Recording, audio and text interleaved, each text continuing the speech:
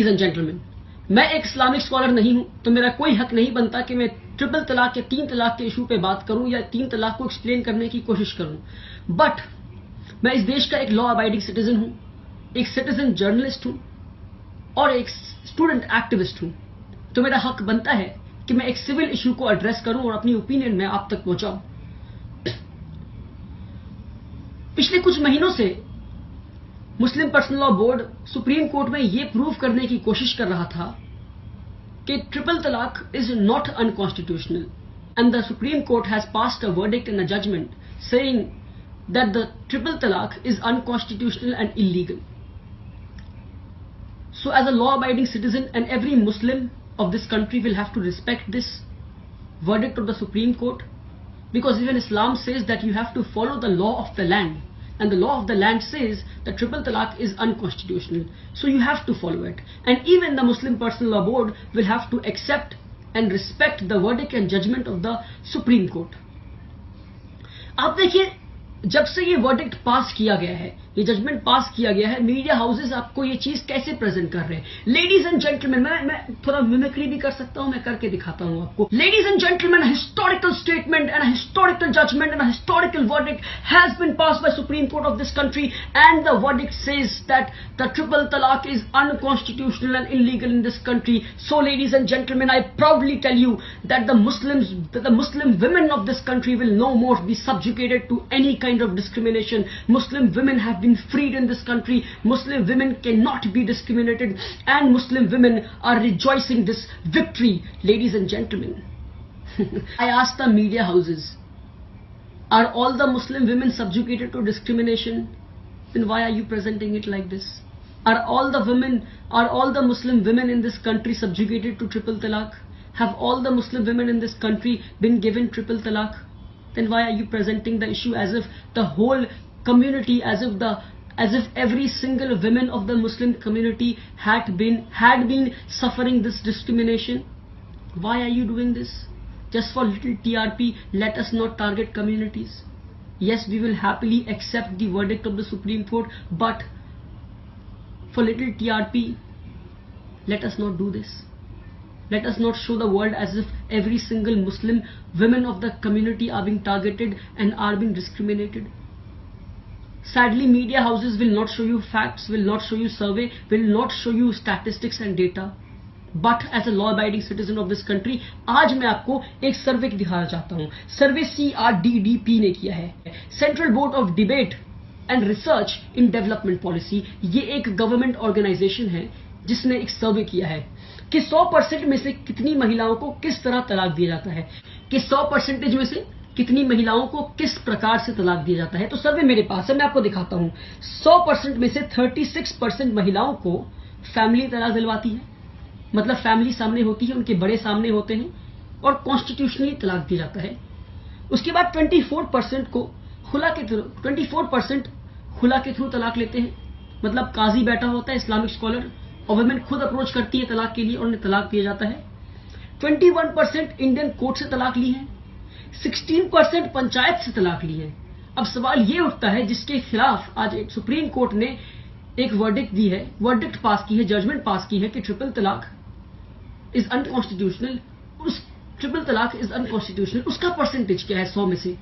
100 में से आप हैरान होंगे सुनकर, उसका परसेंटेज बाय CRDDP आप गूगल कर सकते हैं. अगर आपको मेरी बातों पर यकीन नहीं हो रहा है, उसका परसेंटेज सिर्फ 0.3% है. But sadly, media houses have been blowing it out of proportion as if every single woman of the Muslim community was subjugated to this kind of discrimination, was subjugated to triple talaq. But no, the survey says only 0.3%.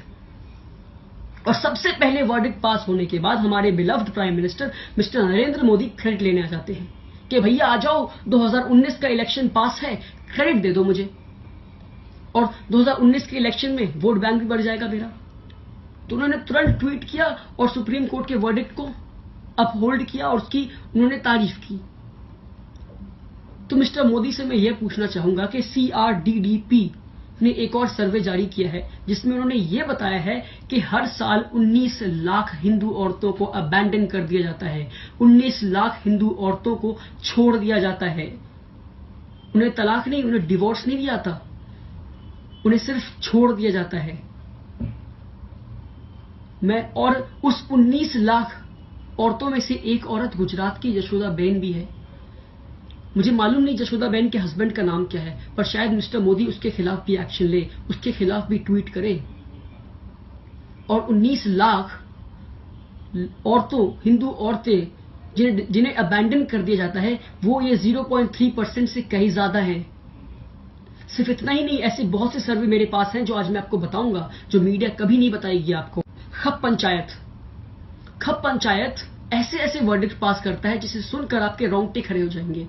खप पंचायत ने एक बार एक ऐसा verdict पास किया था कि अगर एक मर्द दूसरी औरत को रेप करे, if a man rapes another woman, तो जो मर्द रेप किया है उसकी बहन को बाकी लोग रेप करेंगे 30 दिनों तक, 1 महीने तक।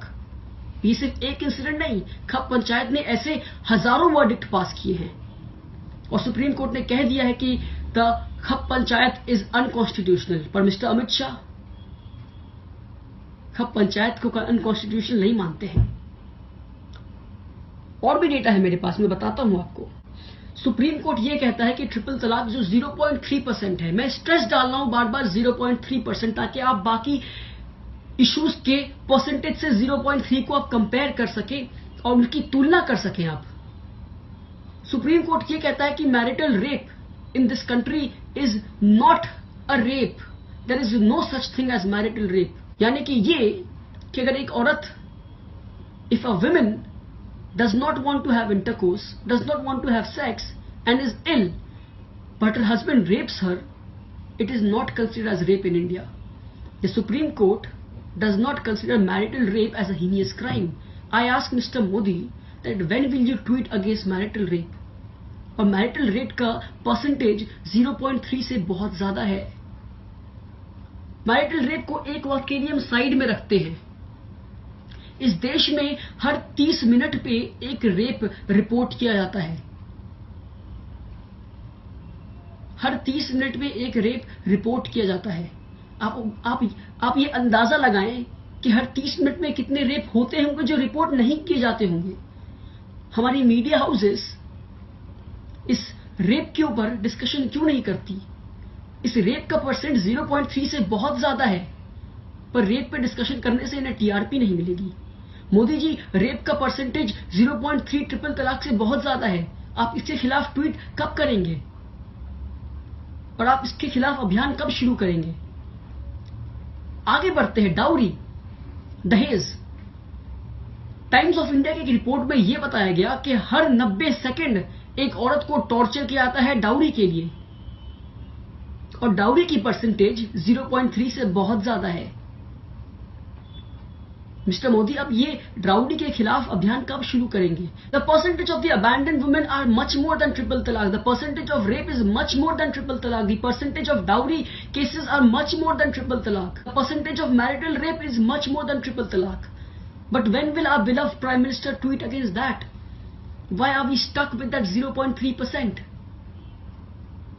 देश की जनता को कहीं ऐसा ना लगे मोदी जी कि आप एक पर्टिकुलर कम्युनिटी को टारगेट कर रहे हैं। जी हाँ, लोग ये कह रहे हैं that this is just a start. I hope that this is a start, and it ends by solving all these issues that I've listed out right now, and does not end with only triple talaq. I hope it does not start and end with triple talaq. I hope it starts with triple talaq and ends by solving the abandoned women's cases, by solving marital rape, by solving dowry and all the other issues related to women.